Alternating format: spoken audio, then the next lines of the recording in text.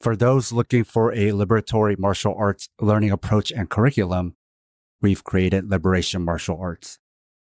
It doesn't just teach you martial arts, it's also an approach to learning movement skills. The point of our program is to remove the need for a coach, to liberate you from the need of top-down instruction and toxic gyms. If you already have a coach and a gym, then you can apply our learning approach to improve your progress.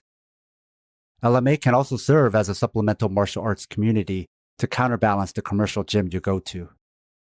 You can also apply our learning approach to learn anything, and our practitioners are. They're applying it to all sorts of things, whether physical, mental, or even personal. It's just a radically different approach to learning. Thanks to AS, Aubrey Moat, and Brittany Jones for signing up. Sign up for Liberation Martial Arts at the Southpaw Pod Patreon, or support us by signing up for one of our other tiers, or by becoming a sponsor. This will give you access to bonus content, transcripts, and uncut versions of our shows without breaks or interruptions. Sponsors also get a monthly training session with me. There's also ways to make one-time contributions. I'll add a link in the show notes. Sam here again for a short fight study covering UFC 307. A particular movement has become almost synonymous with MMA, where a fighter rushes toward their opponent, alternating punches. I call it the MMA rush. This movement isn't about fighters not knowing how to strike or box properly, but it's born out of the unique conditions of MMA. In kickboxing, fighters tend to stand further apart than in boxing because of the threat of kicks. In MMA, they stand even further apart due to the added threat of takedowns. From this distance, strikes look exaggerated and off-balanced because fighters have to extend further to reach their opponents. The smaller gloves in MMA, with their open fingers, increase the potential damage from strikes, making distance a preferred strategy for safety. Unlike in boxing, where you can use your gloves to cover your face, MMA does not allow such luxury. These unique features of MMA make closing the distance more critical than in other combat sports, and that's where the MMA rush comes in. It allows fighters to cover ground fast while staying offensive. Of course, there's a risk of getting countered while rushing in, but this risk is more manageable in MMA than in boxing or kickboxing. Why? In boxing, you can tie your opponent up to stop their momentum, but in MMA, tying up might get you taken down. You can't simply block because the small gloves can still get through. There's also the risk of eye pokes. The MMA rush is more threatening in MMA and, therefore, harder to counter or nullify. Plus, the 12 rounds in boxing make fighters more conservative with their movement strategy and energy, while MMA fighters have less time to work and take more risks. Also, in MMA, the size of the cage provides more room for developing momentum. Defense itself adds to the effectiveness of the rush because fighters can't just lean back away from the punches as they can in a boxing ring. At UFC 307, we saw several fighters utilize the MMA rush with varying levels of success. One fighter in particular, Alexander Hernandez, who's known for overusing the rush, showed a more disciplined approach in his fight against Austin Hubbard and earned a much-needed win. It's important to remember that the MMA rush isn't a cheat code. It's a movement unique to MMA that finds success because of the sport's specific conditions. Joaquin Buckley found great success with the MMA rush against Stephen Thompson, securing a knockout in the process. Buckley used the rush as a double threat, punches or takedowns. If Thompson defended the punches, he'd get taken down. If he defended the takedown, he'd get hit.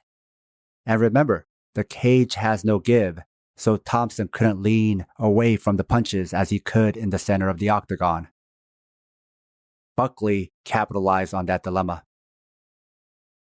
Thompson's stance and style also require straight line movements, either forward or back, for success. The MMA rush works best under these conditions. Tyron Woodley found similar success against Thompson in their 2 fights. However, over the course of 5 rounds, the rush takes its toll on stamina, as we'll see in our other championship fights. Thompson, having accumulated hundreds of fights in karate, kickboxing, and MMA, can't take the same damage he once did. Mario Batista defeated Jose Aldo in a close split decision by employing the MMA rush, not just as a striking or takedown threat, but also as a way to press Aldo against the fence. Against the cage, Aldo's movement options were limited, and Batista took advantage. He landed short strikes and controlled the fight. The MMA rush takes a lot of energy, and Batista won by putting in more effort than Aldo. Judges reward that. In the co-main event, both Raquel Pennington and Juliana Pena used the MMA rush, but there was a fundamental difference. Without the threat of a takedown, Pennington's rushes were less effective, and she often got countered. Pena, on the other hand, was able to combine the punches and takedown threats to win the first 3 rounds. But in a 5-round title fight, the MMA rush started to show its limitations. Pena's energy took a steep dive after round 3, and she lost the last 2 rounds as a result. Even when you avoid taking damage, as with Woodley against Thompson, it still taxes the body.